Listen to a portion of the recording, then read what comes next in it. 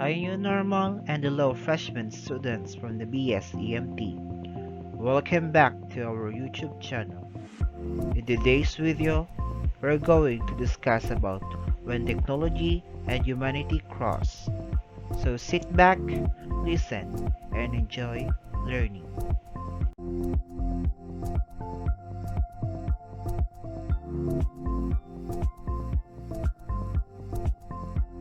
And these are the learning outcomes for today's discussion. At the end of the lesson, the student should be able to first, discuss the disadvantage and advantage of technology based on megashifts. Second, explain the ethical implications of rapid growth of technology. Third, examine human rights in order to uphold such rights in technological dilemmas. Fourth, rationalize why the future does not need humans. And lastly, evaluate contemporary human experience in order to strengthen and enlighten the human person functioning in society. So sit back as we discuss how technology and humanity cross. 10, 9, 8, 7, 6, 5, 4, 3, 2, 1, 0.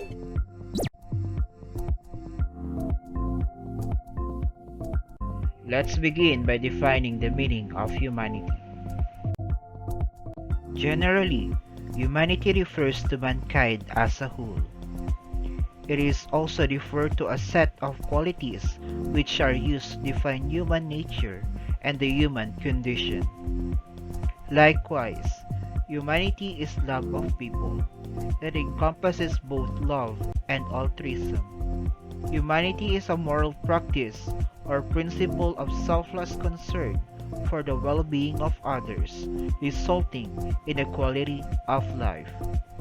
Humanity emphasizes loving and helping others as epitomized in the golden rule of Confucius, in Plato, and Aristotle's concept of virtues, love and kindness, and in the biblical teachings such as it is better to give than to receive in Acts 20 verse 35, and love your neighbor as you love yourself in Mark 12 verse 31.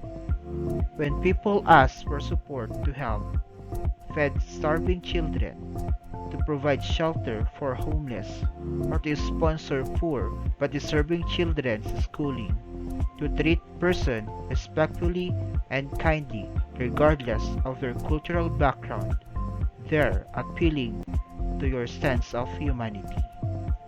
In other words, humanity refers to the qualities that make every person as a human, such as being kind, sympathetic, merciful, caring, cooperative, and compassionate. It makes one naturally humane, God-fearing, creative, environment-friendly, and nature-loving. It is creatively and stewardship. It is not to be a robot or an alien.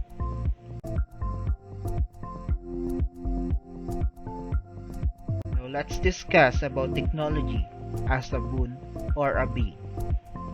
Technology and innovation are incredibly rising exponentially. While many affirms their beneficial influence on human ways of life, others are critical about their ill effects upon humanity. First is we have global connectivity. This allows people throughout the world to contact each other or connect via the internet. Thanks to the WhatsApp, Skype, Facebook, Viber, and the like, people stay in touch with their relatives, friends, and other in distant places, businesses, and run smoothly despite of global barriers. Also, because of global connectivity, minute-to-minute online news has increased awareness of what is happening around the world. Technology has helped reduce the use of paper because of documents that can now be stored digitally. Technology has encountered self-learning activities such as cooking, planting, art crafts, machine repair, beauty makeups, video editing, academic tutorials, teaching pedagogies, and many others that can be accessed through online. Smartphones are useful in the emergence when such connections can save lives.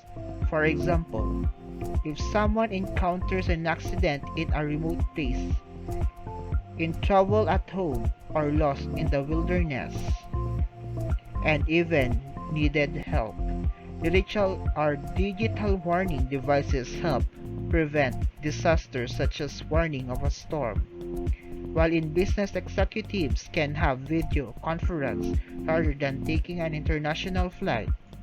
Government leaders can communicate faster and easier than ever before. Second is the mega shift.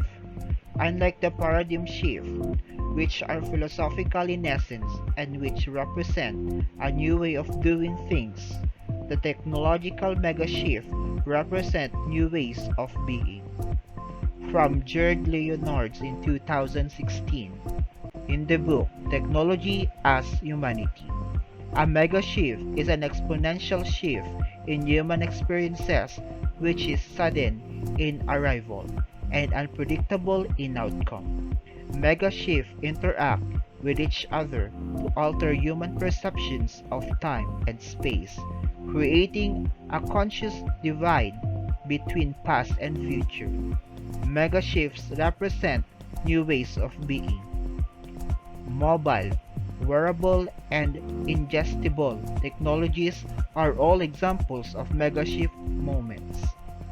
The mega shift includes the following: digitization, everything that will become digital. Second is the mobilization, everything is becoming mobile, and soon wearable and hearable. Computing is becoming invisible, omnipresent, and indispensable. Third is the skinification. Everything that used to be physical or printed is now available on screens. What used to be between people, such as conversations in foreign languages, can soon be done via a screen using free translation apps such as Say Hi, Google Translate, or soon Waverly Labs Pilot Prototype. Fourth is the disintermediation. Many traditional middlemen are suffering because of technology makes it possible to go direct. For instance, include record labels, publishers, advertising. Brands can now tell stories without TV or print. Musicians now launch their careers via YouTube. Also, in line with tourism and hotel, Airbnb enables persons to stay in private residence and book directly with apartment owners, without the need for traditional hotel. Grab and Uber have disintermediated the taxi and limousine market, and that has been an amazing benefit to a lot of customers as well as the drivers and other Grab and Uber's workers.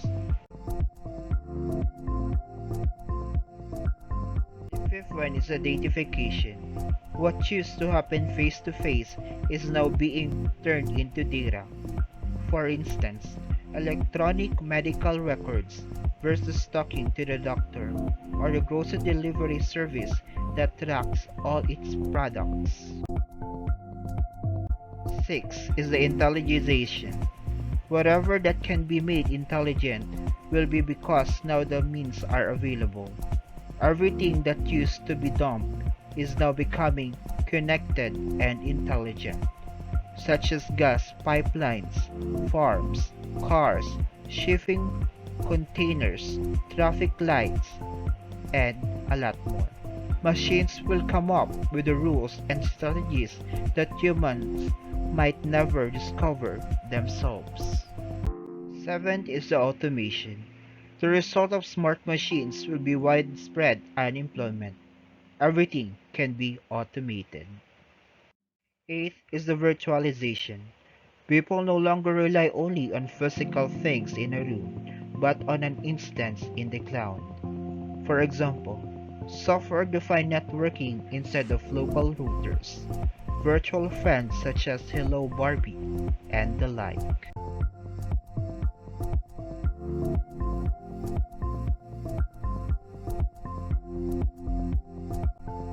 Ninth is augmentation. Humans can increasingly use technology to augment themselves.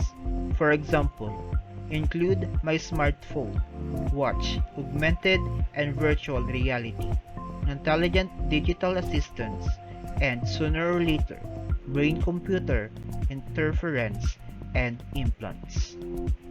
Tenth is the anticipation. Software such as artificial intelligence can now anticipate and predict human behavior, thus changing the way maps, email, and online collaboration work. Crime prevention based on algorithm is quickly becoming a very popular topic among law enforcement officials. These programs are essentially using big data such as crime statistics, social media, mobile phones location, and traffic data to predict where a crime may happen so that police patrols in the area can be stepped up. 11 is the robotization. Robots will perform many white-collar jobs and house chores. 12 is the dehumanization. Taking human out of the equation by cutting a complex human task to its bare bones and giving it to machines. And lastly, we have rehumanization. Realizing that customers don't buy technology, they buy relationships. Thus, brand value is defined by being more human, not less.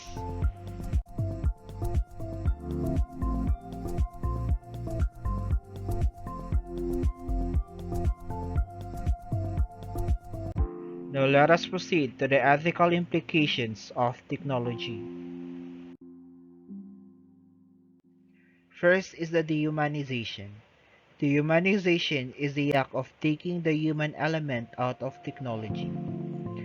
It means depriving human qualities such as individuality, compassion, creativity, stewardship, empathy, or civility. While there is no doubt that technology plays a dominant role in shaping who humans are today, as discussed in the previous chapters, a number of critics perceive that technology and innovation are dehumanizing human based on their perilous effect on humanity in the following instances. First is the human relations. As technology becomes more pervasive in everyday life, people are getting more focused on their smartphones than on engaging in helpful interpersonal relationship with family, friends, peers, societies, and associates, and even colleagues. Human beings are losing their ability to converse in person, to smile at each other, to look into each other's eyes, to touch, to enjoy a movie or a meal together without looking at their smartphones, to socialize with family or friends, and to be present in the moment without interruption. Scrolling through Instagram, Messengers, Twitter, and Facebook for hours diminishes the basic human capability to give attention and to slow empathy towards others. Humans become hollow and indifferent, that is becoming less human. Second is work. Technology leads to a dehumanization of human work. Work is meant to be an activity where a person exercises his or her intelligence and develops his or her skills. But when and where technology dominates work situations, the room for intelligence or the development of technical and effective skills is restrained. The work is left with less or no chance to function as a human being, hence neglecting the total development and self-fulfillment of the person. Still in connection to work, robotification now exists. This is the process by which tasks performed by humans are replaced with machines, mechanical or electronic. In effect, human-to-human interactions are limited and possibly human work posing a threat to employment. In the research report entitled Robots Worldwide, the impact of automation on employment and in trade, Carbonero, Ernst, and Weber in 2018 found out that the detrimental effect of robots on employment is concentrated in emerging economies, taking place both within countries and through the global supply chain. Third is psychological or physical effects.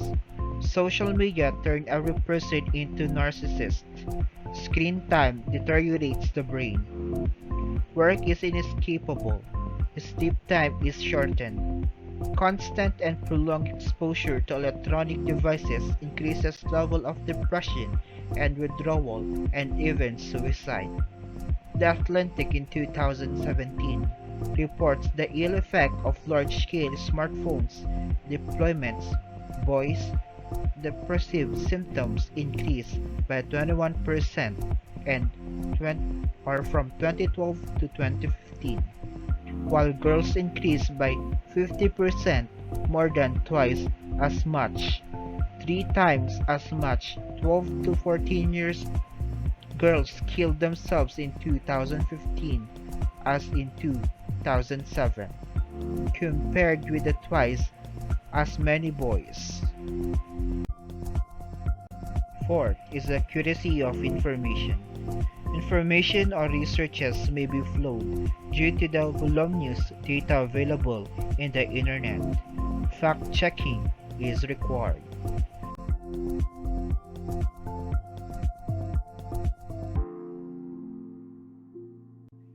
Fifth is exploitation of inventions. Inventions help mankind to solve problems. However, because of selfish desire for power, fame, and wealth, good intentions are thwarted into bad acts that now threaten humanity. Examples of this include atomic hydrogen and nuclear bombs and biological or chemical weapons. 6 is detachment from nature. Technological procedures, processes, and techniques tend to draw humans away from contact with nature, away from natural activities and healthy natural experiences. For instance, a cashier merely treats a customer as one who hands in cash. A student who is absorbed in finding better technology or techniques to get good grades tend to neglect the value of relaxing the mind and body, the value of time with family, the value of socialization with other people.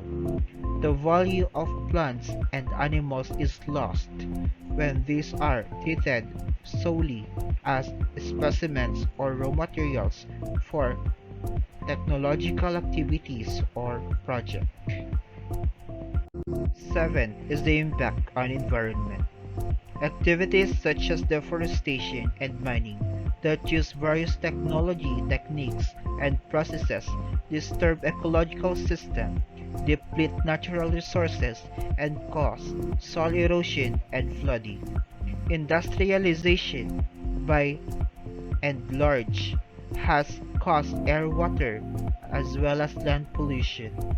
Solid and liquid waste are discharged into bodies of water, destroying aquatic life. Gas emissions from motor vehicle, manufacturing factories, among others, erode the ozone layer, resulting in global warming and climate change. Power plants such as nuclear, electronic, coal plants release huge amount of toxic gases that are harmful to human life, human, animals, and even plants. Lastly, technological singularity. Technical singularity is the hypothesis that the invention of artificial superintelligence will abruptly trigger runaway technological growth, resulting in unfathomable changes to human civilization.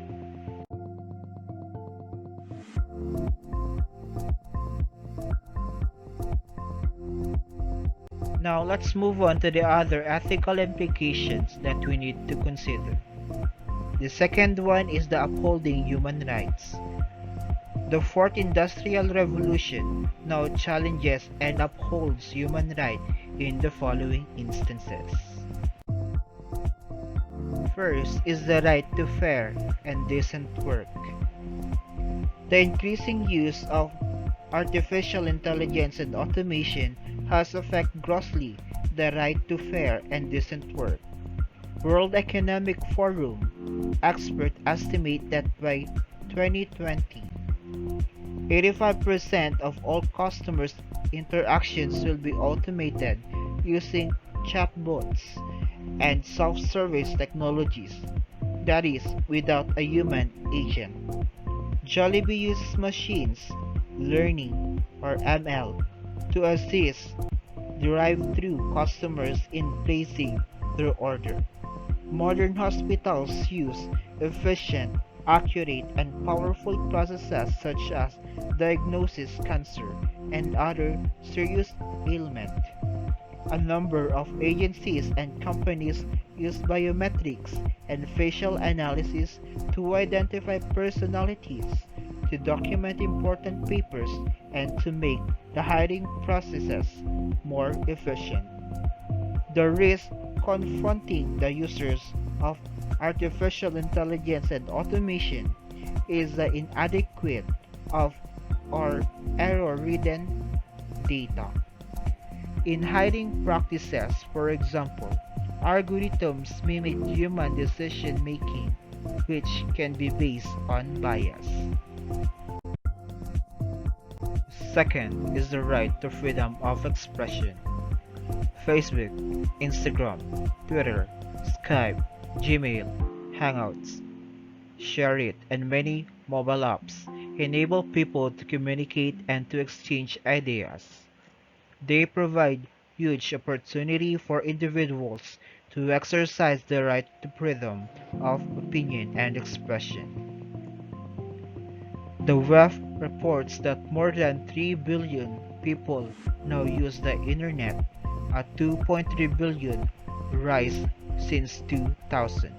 Yet, according to the United Nations, governments around the world shut down their internet connection more than 50 times in 2016, thereby suppressing electronics or elections, slowing economics, and limiting free speech. Third is the right to privacy. The internet now threatens individual privacy. Business Insider projects there will be 34 billion devices connected to the internet by 2020. All of these devices have the ability to interact with the tracked personal data. Smartphones can track locations and movement, take pictures and record personal and private affairs, modify photos, and create false private data. And lastly is the right to education. While online learning platforms are helpful in providing lessons in various subjects, there are apps that disturb or disrupt education. According to the World Economic Forum, EdTech is disrupting education. Companies such as RoboTutor are creating open source apps that enable children with little or no access to schools to learn basic reading, writing, and arithmetic. Champol is using gamification and cognitive research to develop open source software to autonomously help children learn in group or alone, according to Hakin in 2017.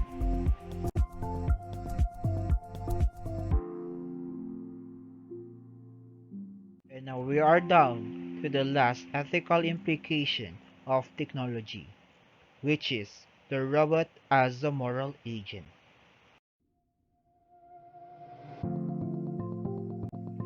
Generally, humans perform moral duties and rights when dealing with their customers, clients, stakeholders. They are accountable to whatever happens in the performance of their work due to their capability and ubiquity. Intelligence or artificial intelligence and robots are now used in several professional activities such as the healthcare industry, while color office work, search and rescue operations, automated, warfare, industries, housekeeping, and toy industry. Will human moral rights and responsibilities carry over if the caregiver, office worker, soldier, or service provider is a robot rather than a human?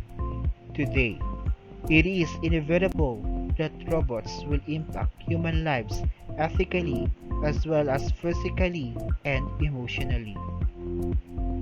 According to Solins in 2006, there are three requirements to consider robots as a moral agent.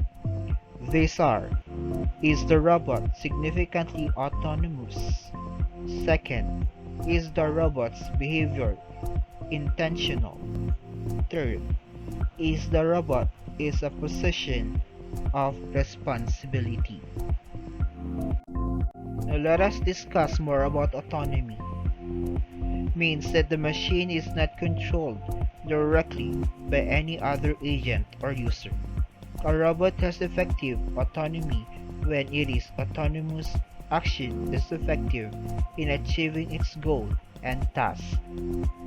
The more effective autonomy the robot is, meaning the more adept it is to the achieving its goal, then the more it becomes a moral agent.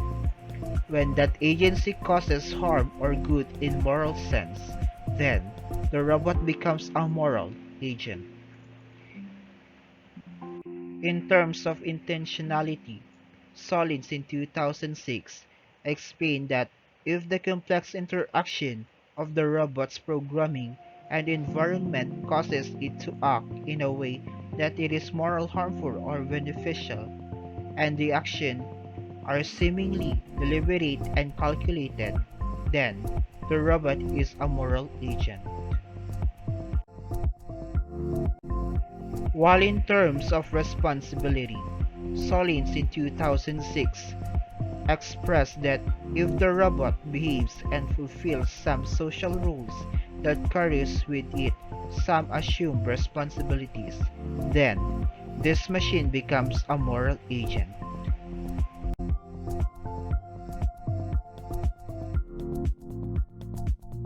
Now, let us watch this video that talks about how to respond in the emergence of the fourth industrialization. It was in these Swiss mountains that the world was first introduced to the phrase the Fourth Industrial Revolution, and it's been a hot topic among academics, politicians, and business leaders ever since. But what exactly does it mean? The term Fourth Industrial Revolution was coined by the founder of the World Economic Forum, a former professor named Klaus Schwab. Schwab wrote a book with that title to describe an era marked by a technological revolution that is blurring the lines between the physical, digital, and biological spheres.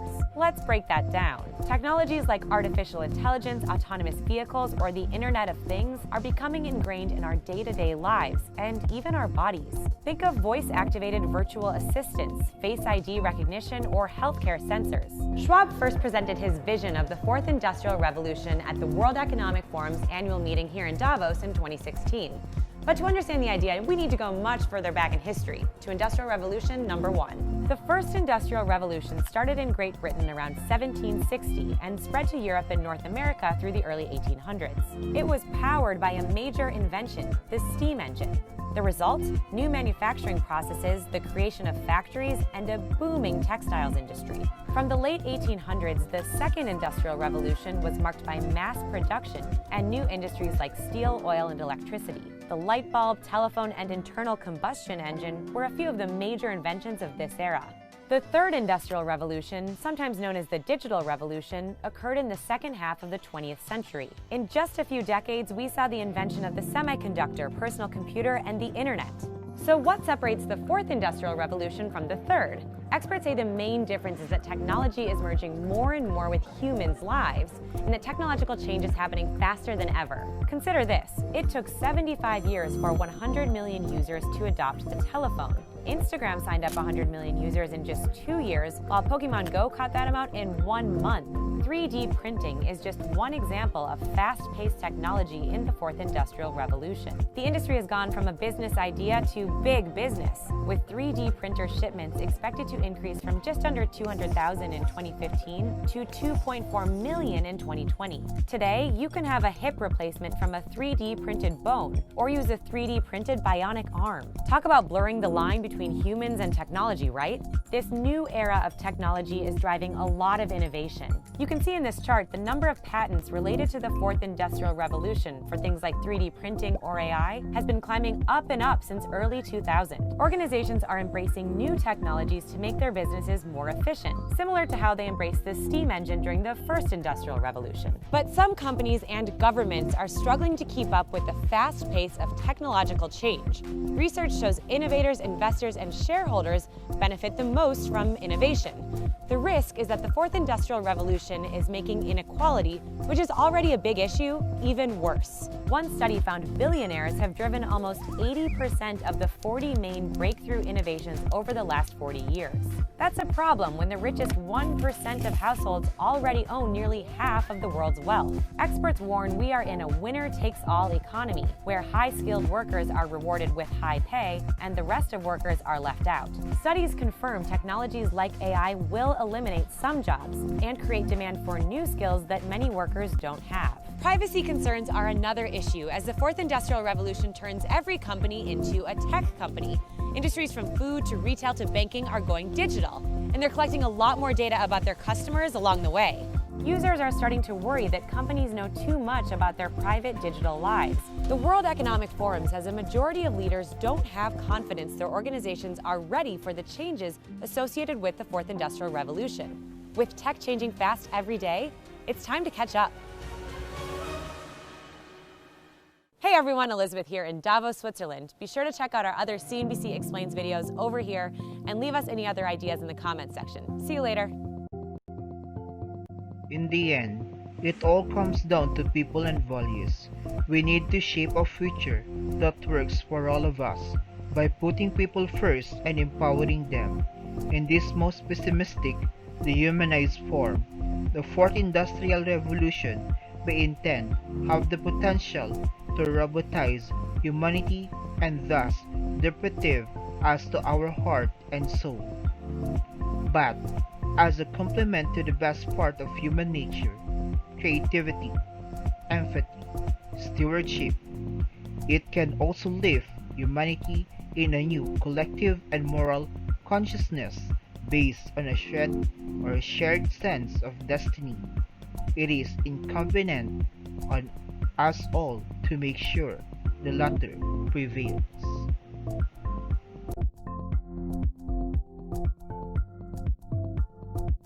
Now let us watch the commutation of technology and humanity.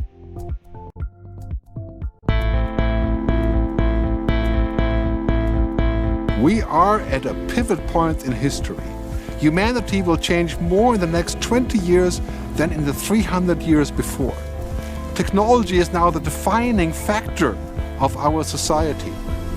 We will be able to travel virtually to the most amazing places directly from our living room or using our mobile devices.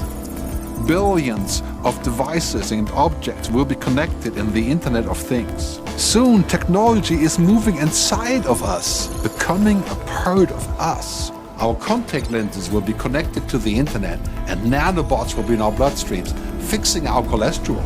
Life will be magical, abundant, full of possibilities.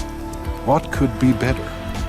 Because we know, don't we, that what makes us human will never change. I know what you're thinking. Connectivity is like oxygen. We need it to live. Even at the price of losing our privacy? Your connected car, your smart fridge, your wearables will talk to your doctor and your insurance company. Yes, indeed, data is the new oil. These exponential changes are unstoppable. Man and machine will converge. We are about to transcend humanity. Is it creepy or useful? Is it heaven or is it hell? What will it mean to be human in a world where everyone will need to be amplified or augmented by algorithms? By 2027, computers are likely to match the capacity of the human brain.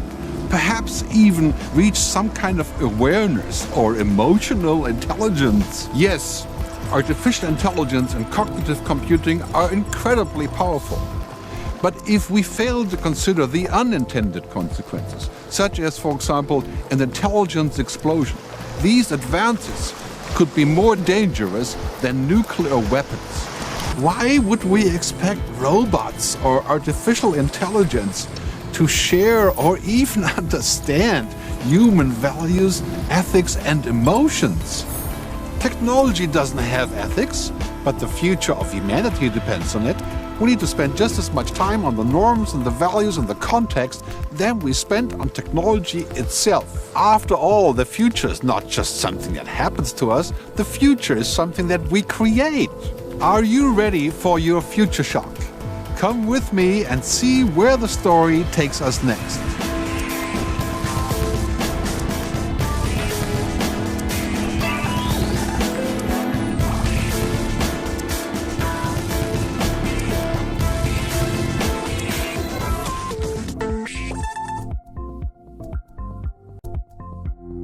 In conclusion, a challenge for humanity is to embrace technology, but not become technology, to use it as a tool and not as a purpose. Technology should be viewed as a way of better connect rather than to divide humanity. Now, I want you to watch this video. This is the link indicated here, or it can also be seen in the description. And then I want you to reflect on why the future does not need human. And then I want you also to put your reactions and opinions regarding this that will serve as your participation and your bonus point for this topic.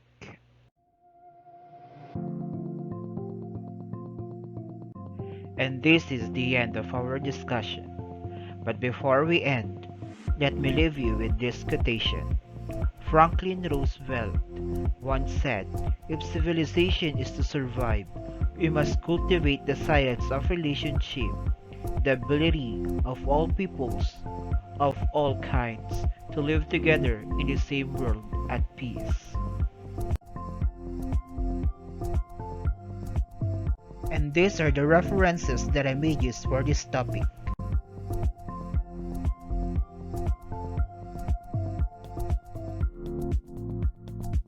Thank you for learning with me today, but please don't forget to click the like button and subscribe.